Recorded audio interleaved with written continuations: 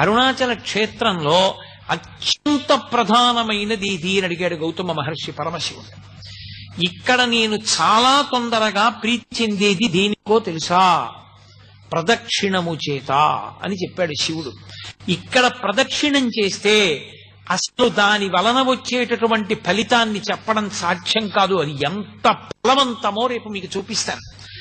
అరుణాచల గిరి ప్రదక్షిణం అంత గొప్పది. కామకోటి పీఠాధిపతులైన పరమాచార్య స్వామి తరచుగా చెప్తుండేవారు, వెళ్ళి అరుణాచలానికి ప్రదక్షిణం చెయ్యండి అంటుండేవారు. ఏదో ఒళ్ళు పెద్దదైపోయింది, బరువు ఎక్కువైపోయింది, ఏం చేయమంటారని అడిగితే ఒక ఆయన, అరుణాచలంలో 15 రోజులు ఉండి రోజు గిరి ప్రదక్షిణం చెయ్యి, ఆరోగ్యానికి ఆరోగ్యం కుదురుతుంది, బరువు తగ్గుతుంది, ఈశ్వరానుగ్రహం కలుగుతుందని చెప్తుండేవారు.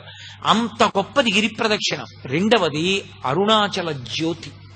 అరుణాచల జ్యోతి అంత గొప్పది.